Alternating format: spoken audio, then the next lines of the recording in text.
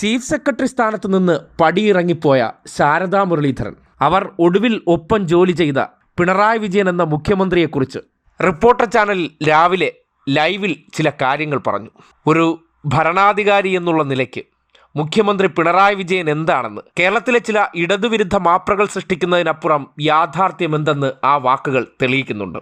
കോൺഗ്രസ് സൈബറുകാർക്കും മാപ്രകൾക്കും ഇനിയിപ്പോൾ ദിവ്യ എസ് അയ്യരുടെ തോളിൽ നിന്ന് നേരെ ശാരദാ മുരളീധരന്റെ തോളിൽ കയറാനുള്ള ഒരു അവസരമായിട്ട് ആ വാചകം മാറുകയാണ്. ഈ വിവിധ നേതാക്കൾക്കൊപ്പം വിവിധ സർക്കാരുകളുടെ ഭാഗമായിട്ട് ശാരദാ മുരളീധരൻ പ്രവർത്തിച്ചിട്ടുണ്ട്.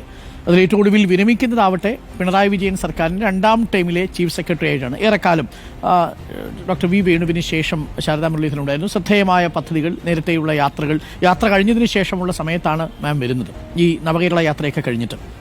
അപ്പോൾ ഈ വിവിധ നേതാക്കളെ ഒന്ന് താരതമ്യമൊക്കെ ചെയ്യുകയാണെങ്കിൽ എങ്ങനെയാണ് മുഖ്യമന്ത്രി പിണറായി വിജയനെയും ഒക്കെ മാം വിലയിരുത്തുന്നത്? എനിക്ക് മുഖ്യമന്ത്രി പിണറായി വിജയനെ സംബന്ധിച്ചിടത്തോളം വലിയ ബഹുമാനമാണ്. കാരണം ഞാനിപ്പോൾ കേട്ടിട്ടുണ്ടായിരുന്നത് വളരെ കർക്കശക്കാരനാണ്, വളരെ സമയബന്ധിതമായിട്ട് പ്രവർത്തിക്കും, പെട്ടെന്ന് ഇറിറ്റേറ്റഡ് ആകും എന്നൊക്കെ കേട്ടിട്ടുണ്ടായിരുന്നു. പക്ഷെ ഞാൻ നേരിൽ കാണുമ്പോഴത്തേക്കും ഞാൻ